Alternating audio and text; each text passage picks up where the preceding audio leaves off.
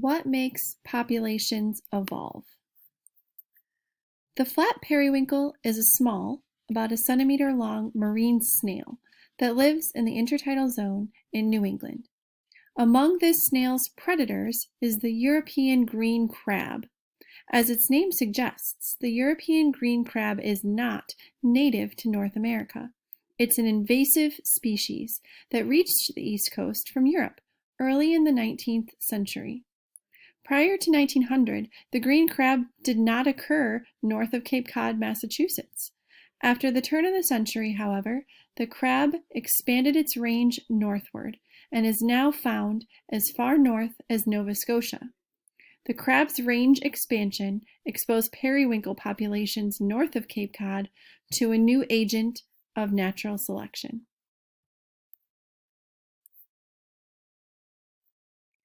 Biologist Robin Seeley investigated whether flat periwinkle populations evolved in response to predation by green crabs.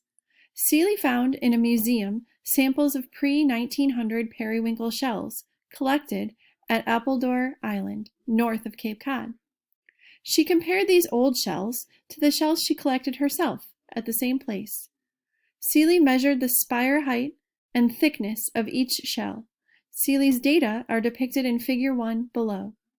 As the graphs and the photos show, the snail population on Appledore Island in the early 1980s was indeed dramatically different than it was in 1871.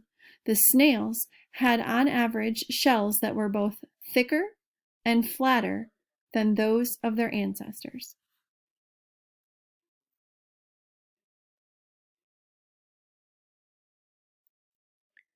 Darwin's theory of evolution and natural selection. Charles Darwin identified natural selection as the mechanism of adaptive evolution. Darwin's theory of evolution by natural selection works as follows.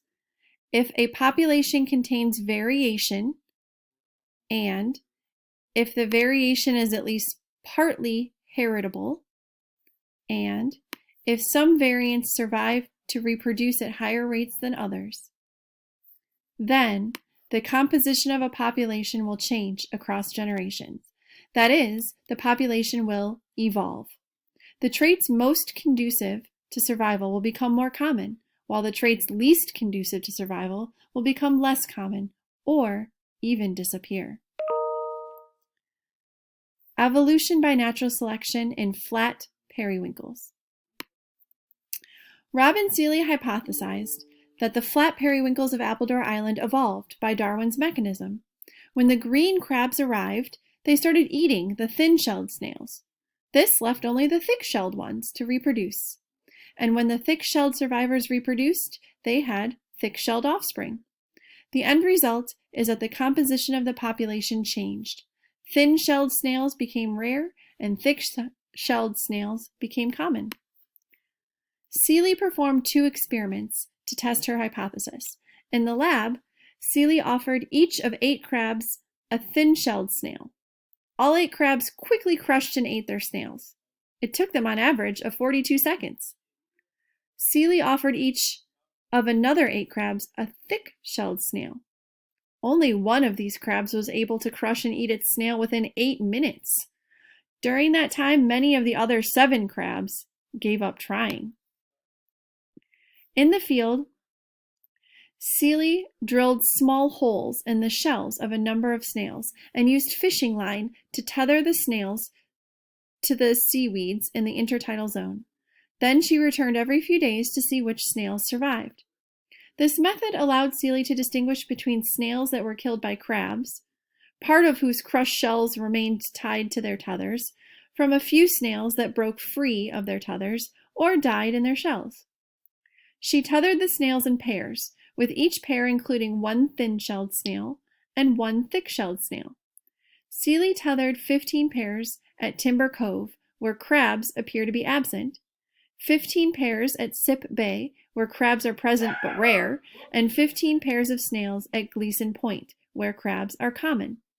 She checked on the snails after 6, 9, and 16 days. The results appear on Figure 2 to the right. Blue circles represent snails with thin shells, and red circles represent snails with thick shells. What is the pattern in the data from Seeley's field experiment? What does this pattern suggest about whether and why crabs cause snail populations to evolve? Review the requirements for evolution by natural selection. Have you seen documentation that the flat periwinkles of Appledore Island vary in thickness of their shells? Have you seen documentation that shell thickness is heritable? Have you seen documentation that snails with thick shells are more likely to survive than snails with thin shells? You may feel that Seeley has missed something in her efforts to show that the periwinkle population evolved by natural selection imposed by predatory crabs. Your challenge now is to design an experiment that would supply the missing information. Would you, with the snails, or what would you do with the snails? What data would you collect? What graphs would you plot from your data? What would the graphs look like if the snail population fits Darwin's theory? What would they look like if it doesn't? For one biologist follow-up experiment, see the paper by Jeffrey Trussell listed in the bibliography below. Thank you.